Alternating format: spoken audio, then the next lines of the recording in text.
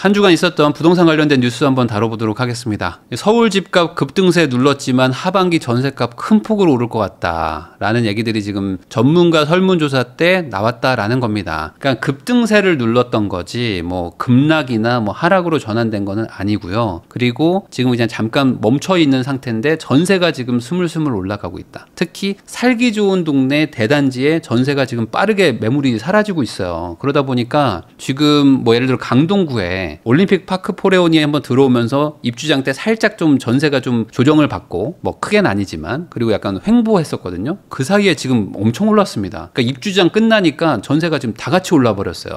강동구 쪽도. 그러니까 좀 살기 좋은 대단지 아파트 밀집지는 전세가 지금 많이 오르고 있는데 아닌데요. 저희 동네 전세 많은데요. 뭐 이렇게 얘기하시는 분들이 또 있어요. 그냥 결국에는 사람들이 원하는 동네에 전세가 많이 없으면요. 또 이제 막 이런 일들이 일어난다. 경기도의 전세 매물이 통계 일의 최저다. 서울보다도 적다. 그러니까 경기도도 뭐 살기 좋은 동네들은 다 전세가 많이 줄고 있고요. 이거는 이제 통계적으로도 나오는데 서울에 25개구가 있잖아요. 근데 25개구 중에 2개구 말고는 다 전세가 지금 줄었습니다. 한 달 전보다 전세가 많이 줄었다. 성북구인가요? 거기가 제일 많이 줄었고요. 송파구도 상당히 많이 줄었어요. 거의 한 20% 가까이 물량이 줄어든 동네들도 많습니다. 그러니까 그만큼 지금 전세 주는 것도 좀 리스크가 크다. 그러니까 뭐 월세라든지 뭐 집을 뭐 사서 들어가든지 이런 일들이 일어나고 있다는 거죠. 자, 5,500가구 대단지인데 전세 매물이 없다. 서울 아파트 가을 전세난을 예고하고 있는데 아직 지금 여름이고 제일 덥잖아요. 그러니까 지금은 현실적으로 거래량이 늘어나기가 참 힘듭니다. 예전에 막 폭주하던 시장 때는 더운데도 불구하고 사람들이 막 땀 뻘뻘 흘리면서 막 임장 가고 했지만 지금은 날이 너무 더워요. 그러니까 현실적으로 잘 안 가죠. 원래 7, 8월은 이사철이 아니고 9월, 10월이 이사철이거든요. 조금 시원해지고 추석 지나면서 이제 이사를 갑니다. 2학기도 있으니까. 그런데 이제 가을 전세난 오지도 않았는데 지금 대단지들의 매물이 빠르게 사라지고 있다면은 또 이제 전세 쪽에서 이거 어떻게 할 거냐 해결해 달라 이런 이야기들이 나올 수밖에 없다. 이제 집주인도 세입자도 전세를 꺼린다. 신축에도 월세가 확산된다. 라고 했는데 이게 대출 규제가 너무 전격적으로 적용이 되다 보니까 627 대책 딱 터지고 일주일 사이에는 시장이 혼란이 많아가지고 뭐 피해자들도 생기고 했지만 이제는 어쨌든 뭐 우당탕탕 정리가 되고 있습니다. 그럼 이제부터는 당연히 집주인도 전세를 어떻게든 안 주거나 덜 주려고 하겠죠. 이제 전세가를 올리느니 어떻게든 반전세로 조금 바꾸는 있던 전세도 보증금을 좀 낮추면서 반전세로 전환하는 일들이 많아질 거예요.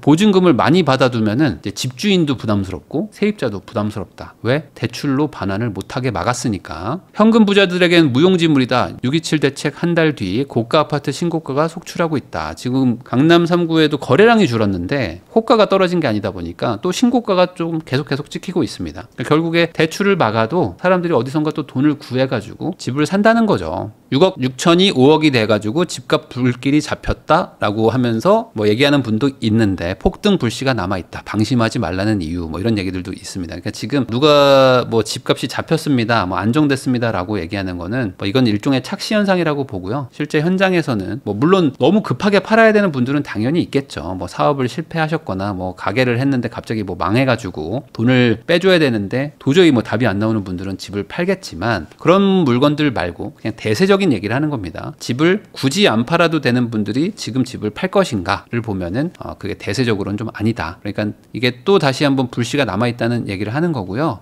지금 이제 국토부 장관 이제 후보자죠. 김윤덕 장관 내정자인데 이분이 이제 공급 대책을 이제 조만간 발표한다. 그리고 이제 3기 신도시도 속도를 낼 것이다라고 얘기를 하셨어요. 지금 현 정부가 믿을 수 있는 건 지금 3기 신도시밖에 없습니다. 우선 3기 신도시만 거의 유일하게 확실한 공급으로 볼 수 있고요. 이거보다 더 빠른 공급은 당장은 없다. 근데 이 3기 신도시가 지금 2030년 뭐 이때쯤 보고 있거든요. 그러니까 이거보다 더 속도를 내려고 한다는 건데 결국에 이제 뭐 보상이 좀 부족한 부분 계속 보상을 하고 토지 보상만 하는 게 아니거든요. 뭐 지작물 보상도 해야 되고 그리고 토지 조성도 한 뒤에도 또 입주까지 시간이 많이 걸립니다. 그러니까 이런 것들까지 고려하면 지금 어쨌든 현 정부는 3기 신도시 빨리 하겠다라는 거를 계속 강조를 하고 있는데 이걸로는 안 되죠. 왜냐면 지금 당장 집이 부족한데 내년 내후년에는 없는데 어떡하지? 그러니까 이제 나올 게 뭘까? 비아파트 쪽을 좀 활성화하는 게 나와주면 좋겠는데 그 부분을 지금 생각하고 있는 건지 저도 좀 궁금합니다. 자, 장관 내정자가 이런 얘기를 했습니다. 과도한 전세 대출이 매매가를 자극하는 지적에 대해서 일부 타당하다. 그러니까 이분이 봤을 때 지금 앞으로 우리나라 부동산 정책이 어떻게 나올지는 뭐 아직은 확정은 아니지만 전세 대출 규제를 좀 해야 되는 하는 거 아닌가? 라는 생각을 갖고 있는 분이라는 거예요. 자, 그러니까 이것도 아마 앞으로 대출 규제나 이런 것들에서 또 추가적으로 나올 수 있는 확률이 높아졌습니다. 그러니까 지금 뭐 전세 대출을 DSR에 적용해가지고 원금 갚는 거는 뭐 임대인 DSR에 놓고 이자는 임차인 DSR에 놓고 뭐 이런 거 한다고 그랬잖아요. 그러니까 이제 한마디로 전세를 준 집주인은 대출을 또 못 받게 하거나 조금 받게 하거나, 그러니까 전세도 이제 대출로 취급하는 거를 할 확률도 있습니다. 이래저래. 그러면 또 이제 전세 주기가 더 부담되는 거죠. 국토부 장관 후보자가 또 이런 얘기도 했습니다. 재건축 초과이익 환수제는 일단 시행하고 평가해야 된다. 그래서 이게 뭘까?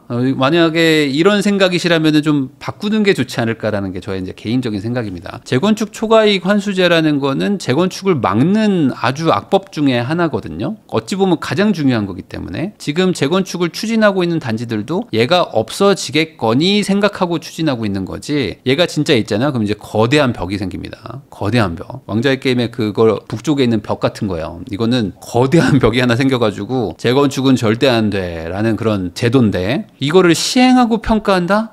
이거는 좀 생각을 좀 바꿔주셨으면 좋겠습니다. 자, 제초안 국회 논의 과정에서 합리적 대안을 도출하기를 노력을 해야 된다라고 해주셨는데, 이거는 그냥 없애야 되는 거고요. 이게 없어도 재건축이 안 돼요. 그러니까 없어도 안 되는데 있는 상태로는 당연히 안 되죠. 그러니까 이건 좀 없애고 혜택을 줘도 지금 될까 말까다 라는 생각으로 좀 바꿔주시면 좋겠다. 자, 임대차 3법, 주거 안정 효과가 있다. 안정적으로 운영할 거. 그래서 임대차 3법에 그 폐해가 되게 많거든요. 그래서 임대차 3법 때문에 사실 어찌 보면 지금 이 시장이 또 꼬여 있는 것도 많은데, 요거에 대해서는 좀 긍정적으로 평가하시는 분이 이번에 이제 국토부 장관으로 이제 오시는 것 같아요. 자, 그렇게 되면은 아마 임대차 3법이 개정되기는 쉽진 않을 것 같다. 자, 그러면 어떻게 되냐? 또 이제 2+2가 있기 때문에 전세가 이제 4년 주기로 매물이 확 줄었다가 전세 물량이 또 확 늘었다가 뭐 이런 식으로 또 변동성이 또 커집니다. 안정적으로 운영한다고 하셨는데 이제 어떻게 운영할지는 좀 지켜봐야 될 것 같아요. 자, 전세 계약 갱신을 2+2+2로 강화하는 거 어떠냐라는 그 민주당 의원의 그 청문회 질문에 대해서 그거는 좀 신중히 접근을 해야 된다라는 얘기를 하셨습니다. 자, 그러니까 이제 결과적으로 2+2+2를 하는 거에 대해서는 약간 반대 입장을 보이는 것 같아요. 자, 그렇지만 이게 지금 전세 시장이 또 과열되고 하면은 뭐 어떻게 해야 될까? 왜냐면 전세나 월세는 사실 방법이 없어요. 왜냐면은 두 가지밖에 없습니다. 첫 번째, 이 국민들 보고 좀 멀리 가서 좀 덜 좋아하는 동네로 좀 가서 좀 살아주세요 라고 설득하기. 자, 2번, 공급이 안 되는 상태에서 막는 거는 가격을 그냥 고정시키는 방법이거든요. 그러니까 이게 2+2가 나왔던 게 전세가 막 올라가고 하다 보니까 가격을 고정시켜 버렸잖아요. 사실상 이제 반시장적인 정책이지만 너무 급해서 2+2를 쓴 건데, 또 급해지면 어떻게 할 거냐? 그러면 +2 쿠폰을 더 줄 거냐? 여기서 이제 만약에 더 준다? 그러면 이제 큰일 납니다. 큰일 나기 때문에 이거에 대해서는 반대 입장을 보여주신 거 저는 뭐 다행이다. GTX B와 C가 착공이 빨간불이다 라고 지금 또 기사가 나오고 있는데요. 이제 국토부에서 물가 특례를 도입하려고 총력을 다하고 있다. 이게 뭐냐면 이제 국가 예산이라는 게 있는데, 이게 기본적으로 이제 공사라는 거는, 특히 토목공사는 장기적으로 공사를 할 수밖에 없습니다. 그러면은 최초에 무언가 이제 계획을 세웠던 거랑 실제 착공하고 준공할 때까지는 시간이 많이 걸려요. 그러면 그 사이에 물가가 많이 오를 거 아닙니까? 물가가 안정적인 시절에야 상관없지만 최근에 물가가 얼마나 많이 올랐습니까? 그러면 이런 것들도 다 공사비에 반영을 해주고 예산에 반영을 해줘야지 공사가 될 텐데, 지금 공사비는 많이 올랐는데 예산이 과거 버전이에요. 그러니까 이제 공사를 하려고 하는 시공사 입장에서 할 수가 없는 거예요. 이 가격에 우리가 어떻게 합니까? 지금 물가가 좀 얼마가 올랐는데 뭐 몇 년 전 예산 가지고 하라고 하면 제가 미쳤습니까? 라고 하면서 B, C가 다 지금 안 되고 있는 거예요. 투자자들 민간에서 구하는데 안 돼요. 지금 예산이 너무 적어. 그러니까 국토부 입장에서는 B, C를 하려면 물가를 반영을 해야 된다라는 얘기를 지금 하는 거고, 이걸 가지고 지금 국회를 설득하려고 노력하고 있다. 그만큼 이제 국토부 입장에서는 B, C를 하고 싶은 거예요. 하고 싶은 건데 예산의 문제니까 저는 뭐 개인적으로 이거는 시간이 좀 걸리는 건 어쩔 수 없지만 될 걸로 봅니다. 여보, 여기가 최선이야. 대출막자 9억 이하 중저가 거래가 51%로 늘었다. 거래량이 전부 다 줄긴 줄었는데 그래도 중저가라고 부를 수 있는 곳들이 좀 덜 줄었습니다. 그러니까 예를 들어 강남은 한 5분의 1 토막 났거든요. 근데 노원은 한 반 토막 정도 났어요. 그러니까 거래량이 다 줄긴 줄었지만 그래도 매수할 수 있는 대출이 나올 만한 동네들은 6월달, 5월달 기준으로 봤을 때 거래량이 많이 줄진 않았다. 물론 뭐 절반도 많이 줄은 건 맞지만 그래도 막 5분의 1 토막 난 곳들도 많으니까요. 627 대책 한 달 뒤 더 센 규제보다는 주택 공급 선별적 규제 완화가 필요하다. 그러니까 너무 너무 극약 처방을 한번 했기 때문에 지금 부작용들도 예상되는 게 많습니다. 특히 전세 퇴거 대출을 막아놓은 게 가장 큰 문제예요. 이게 앞으로 이제 전세금을 반환하고 실거주하러 들어가는 분들, 뭐 이런 분들도 이제 한 2년 있으면 이제 문제들이 막 터질 거란 말이에요. 그러니까 이게 한시적으로 잠깐은 쓸 수 있지만 이걸 계속 쓰면은 너무 또 사회적 혼란이 생기니, 그러니까 약간씩 완화를 할 수도 있지 않겠느냐라는 게 이제 뭐 의견들이라는 거죠. 자, 거기다가 이제 다주택자 규제는 완화를 더 해야 된다. 너무나 더 많이 규제를 완화를 해가지고 지방 부동산을 좀 회복을 시켜야 된다라는 얘기들이 또 나오고 있는데, 이 상황에서 오히려 그게 아니라 더 좀 규제를 강화하겠다라는 얘기들이 지금 나오고 있어요. 특히 1주택자들에 대해서 혜택을 더 좀 뺏어야 된다. 1주택자는 세금 감면이 너무 많다라고 하면서 1주택자 고가 보유한 사람들도 세금을 증세하겠다라는 분위기로 지금 가는 게 있어요. 이쪽으로 가면은 더 매물이 잠길 텐데 이거 어떻게 하려고 하는 건지 좀 걱정이 됩니다. 자, 세금으로 집값을 안 잡는다지만 중과 유예는 언제까지 될 것이냐. 당장 세제 개편은 없지만 내년 5월 9일 날 양도세가 원상복구로 됩니다. 그럼 양도세가 이제 72%, 82%까지 늘어나는데, 이게 다시 돌아가면 이제 세금이 엄청나게 늘어나니까 또 거래가 잠길 거란 말이죠. 그 전에 잠깐 매물 나오고 또 확 잠겨버리는데, 이거를 더 중과 유예를 해줄 건지, 이것도 아마 8, 9월에는 답이 나올 거예요. 이제 세금 개정안이 좀 나올 거니까. 지방 큰손들 서울 상급지 사들인다. 그러니까 지방에 있는 분들 입장에서는 지금 되게 공포감이 심해가지고, 예를 들어 뭐 지방에 빌딩 같은 거 가지고 있는 분들 하나 팔면은 대출 안 받아도 서울에 아파트 삽니다. 왜냐면 그런 분들이 뭐 돈이 없는 것도 아니거든요. 지방에도 우리나라가 제조업 국가이기 때문에 지방 뭐 경남 뭐 전라도 뭐 이런 데 가면요, 돈 많은 분들 많아요. 거기도 건물이 얼마나 많습니까? 주식 부자들도 많고. 그런 분들이 대출 없이도 산단 말이에요. 그러니까 이게 지방에서 올라오는 수요도 좀 눌러줘야 돼요. 그리고 서울에 있는 분들도 지방으로 좀 보내야 되고 그래야 되는데, 다주택자 규제, 거래세 규제가 지금 너무 강력하니까 오히려 지방 분들은 야, 이거 지방에 뭐 가지고 있어봐야 의미가 없다. 인구도 감소한다고 하고 막 지금 공포감이 느껴진단 말이죠. 왜냐면 같은 한국 사람인데 나는 지방에 산다고 재산이 계속 쪼그라들고 서울에 사는 사람들은 재산이 계속 늘어난단 말이에요. 그럼 어떻게 됩니까? 나라도 가야지. 이런 생각이 드니까 이것도 막아줘야 되는데, 여러모로 지금 세금 개편이 좀 필요한 상황이죠. 집 안 팔고 아들한테 물려줄래요. 강남 집주인이 달라진 이유. 그래서 원래도 증여를 계속하고 있지만 올해 또 다시 증여가 많이 늘었습니다. 혹시나 뭐 내년에 보유세를 늘릴 수도 있으니까, 그래서 뭐 미리 증여를 하는 분들도 있을 수 있고, 또 이제 집값이 올라갈 거라면은 미리 증여를 하는 게 이득이다라는 것도 최근 몇 년간 많은 집주인들이 배웠습니다. 결국에 증여해주니까 세금을 많이 감면받았네 라는 거를 또 학습 효과가 있잖아요. 그러니까 이래서 또 하시는 것들도 있어요. 5억 이하의 법인 부동산 대출도 깐깐하게 본다. 지금 꼼수 대출 단속 강화해서 지금 사업자 대출, 뭐 법인 대출 이런 것들도 지금 다 지금 꼼꼼하게 보려고 합니다. 그만큼 지금 시장의 유동성이 풀리는 거에 대해서 정부가 되게 걱정을 하고 있고, 이러다가 다시 한번 또 올라가면 안 된다. 내가 지금 어떻게 눌러놨는데, 이런 마음이라고 보시면 돼요. 그러니까 이게 지금 일시정지인데, 이 일시정지가 풀리면 안 되니까 이 일시정지의 시간을 더 끌고 가기 위해서 대출 규제들을 계속하고 있다. 자금줄 막힌 서민은 발을 동동 굴르면서 이제 은행 대신에 대부업체로 몰렸다. 이제 이거는 뭐 통계적으로는 그럴 수 있지만 사실 뭐 저는 이거는 조금 애매한 것 같아요. 왜냐면은 이제 경제가 지금 안 좋아가지고 대부업으로 빌리는 분들도 많고, 반대로 이제 집을 살려다가 대출 규제 때문에 집을 못 사면 뭐 대부를 끌어다가 집을 샀냐? 저는 뭐 그런 사람은 많이 없을 것 같아요. 왜냐면 그러려면은 거래량이 이렇게 줄면 안 되거든요. 그러니까 그건 아니고 그냥 경제가 안 좋아져서 대부도 많이 빌리셨겠죠. 왜냐면은 뭐 지금 어쨌든 지금 주담대들이 좀 막히고 있으니까 뭐 글로 조금은 갔겠죠. 다만 뭐 집을 살 때 대출이 안 나오기 때문에 사채를 써가지고 집을 사겠다라고 하는 분위기까지는 아직은 아니다. 저는 뭐 그렇게 생각해요. 자, 속도 내는 외국인 부동산 쇼핑 규제 어떻게 할 것이냐 해서 지금 정치권에서 외국인들이 지금 뭐 서울 아파트를 쓸어 모은다 뭐 이런 식으로 생각하는 분들이 많은 것 같더라고요. 근데 저는 뭐 이게 뭐 다른 나라 편을 드는 게 아니라 제가 이거에 대해서 몇 년 전부터 통계를 계속 봤거든요. 근데 보면은 뭐 소위 말해서 뭐 중국인들이 뭐 아파트 싹쓸이 한다고 하는데 아닙니다. 중국인들이 보면은 다세대 빌라 같은 거 많이 사요. 빌라 뭐 조그만한 오피스텔 삽니다. 그러니까 그래서 중국에서 이제 한국으로 들어오는 분들이 많은데 그분들이 어쨌든 뭐 집을 살려고 하면 돈이 뭐 많으시진 않을 거 아니에요. 그래서 뭐 조그만한 뭐 빌라 같은 거 이런 것도 삽니다. 그래서 뭐 주택을 많이 샀다라고 부자라고 하는데 아파트를 사는 것도 물론 있겠죠. 부자들도 있으니까. 근데 대다수는 제가 예전에 통계를 보니까 다세대, 막 조그만 거 막 1, 2억짜리 이런 것들 삽니다. 그러니까 이게 막 부동산을 막 쇼핑하는 정도는 아닌데 문제는 뭐냐면 내국인과 차별을 둔다는 건 확실한 문제인 거죠. 특히 주택 수를 가지고 규제를 하다 보니까 외국인들이 주택이 몇 개가 있는지를 알 수가 없는 거예요. 외국인들은 가족 정보도 불확실하고, 그러니까 뭐 나쁘게 얘기하면은 외국인들은 규제가 좀 한국인보다 덜한 거죠. 그럼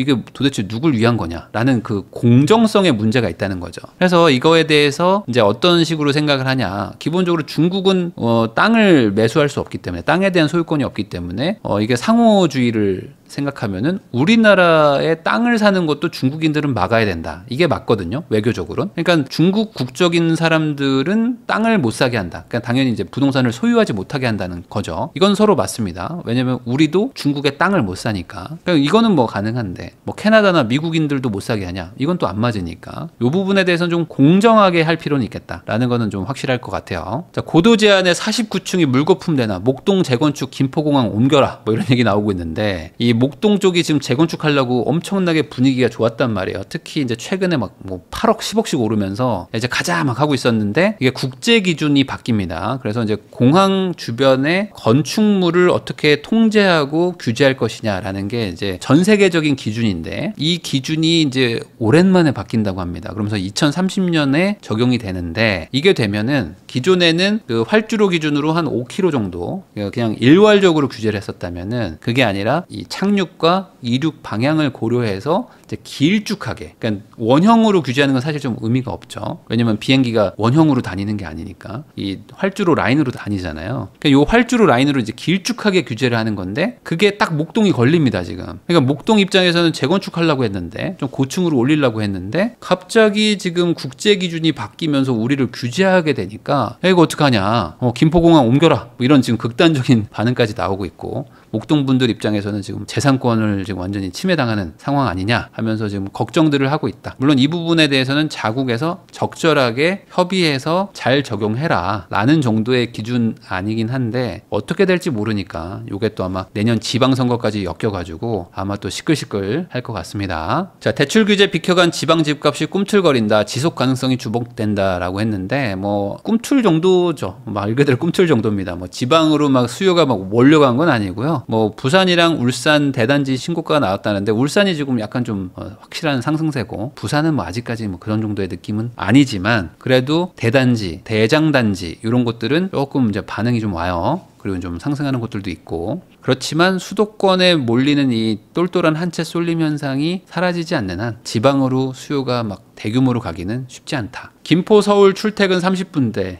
GTX-D가 예타가 통과됐습니다. 그래서 이제 장기역, 김포부터 검단 지나가지고 부천 종합운동장, 그다음에 여의도, 용산, 청량리까지 가는 GTX-D라고 부르는 이게 GTX-D가 이제 두 가지 버전인데 대문자 D가 있고 소문자 D가 있어요. 이거는 소문자 D입니다. 그래서 부천 종합운동장에서 장기역까지 노선을 신설하고 나머지 청량리까지는 B를 타는 B를 공용으로 쓰는 그 소문자 D. 요게 예타를 통과했다. 그 말은 이제 시간이 언제가 될지 모르겠지만 하긴 할 것이다라고 보시면 됩니다. 당연히 이제 김포나 뭐 검단, 뭐 부천 이런 쪽에서는 좀 교통에 도움이 되겠죠. 물론 당장 뭐 개통이 되는 건 아니지만 없는 것보단 낫다. 된다는 거야 안 된다는 거야. 혼돈의 전세 퇴거 대출 해서 이제 은행들도 이제 어느 정도 정리를 했습니다. 그래서 이렇게 하는 경우에는 대출을 해주자라고 이제 내부적으로 규정을 다 정해가지고 이제 대출을 재개한다라고 보시면 됩니다. 그러니까 6월 27일 전에 집을 산 사람들, 이 분들 중에 뭐 전세를 맞춘 분들도 있을 거 아니에요. 그럼 이분들한테 전세 퇴거 대출은 요러요러한 조건이면 가능하다라고 은행에서 내부적으로 정리를 했다는 거예요. 그러니까 물론 이게 약간 조금 빡세게 된 것 같긴 해요. 약간 좀 빡빡하다. 그래도 어쨌든 해줄 수 있는 여지는 이제 확실히 나왔으니까 시장이 워낙 혼란스러웠거든요. 저 전세 지금 빼주고 실거줘야 되는데 어떻게 됩니까? 뭐 이런 얘기들 나올 때 기존에는 기준이 없어가지고 은행들이 그냥 아예 안 해줬어요. 근데 이제는 해준다라고 보시면 되겠습니다.